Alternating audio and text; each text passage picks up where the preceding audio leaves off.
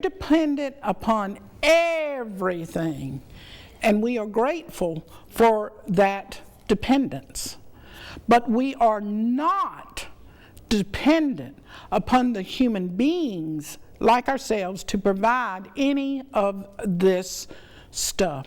But yet we get anxious and we get upset and we get deprived of our innocence when we start thinking that somebody's supposed to be doing something for us. Somebody's supposed to be noticing how special we are. Somebody is supposed to be doing more than what they're doing where we're concerned.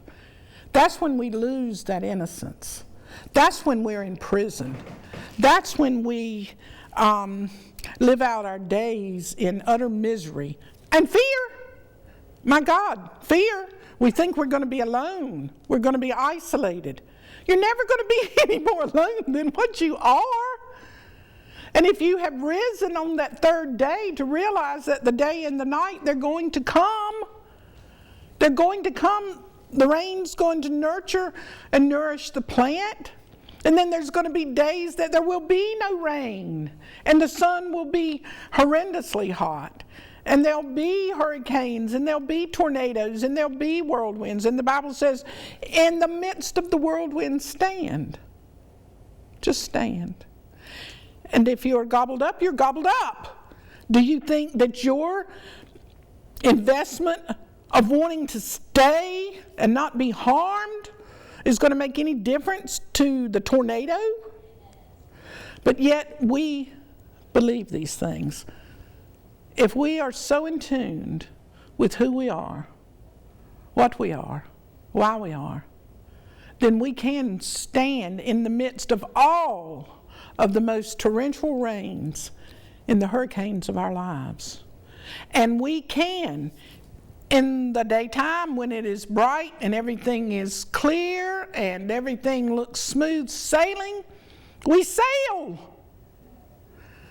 And then in those times when the dark night of the soul is upon us and we cannot see and we don't think we can bear it, the Bible also says those who endure to the end shall be saved. Saved from what? Saved from this horrendous mind that executes us. It condemns us. It sentences us. And we can rise out of that on the third day. When we realize that if and when those times come upon us, they will pass. They will pass, and the sun will shine again just as surely as you know when you lay down tonight, the sun's going to rise in the morning.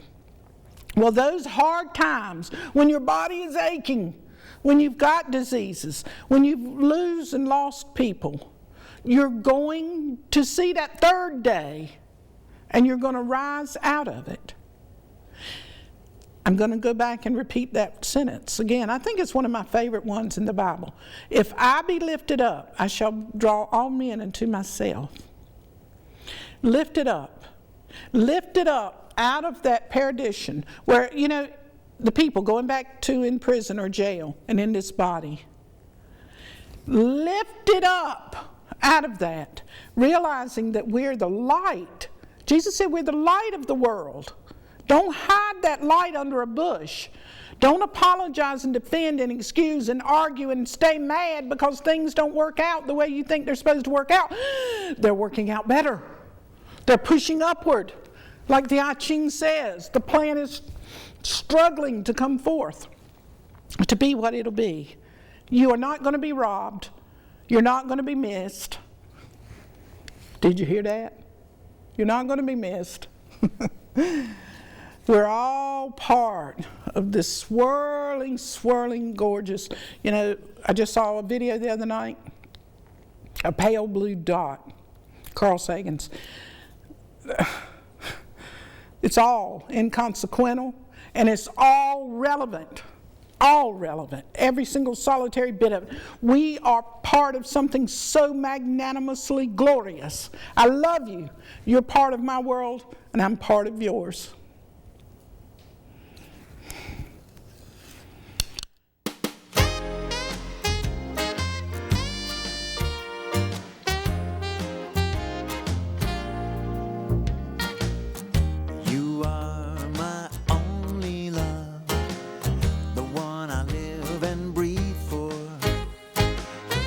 I didn't have you in my world, I don't think I could make it one day more.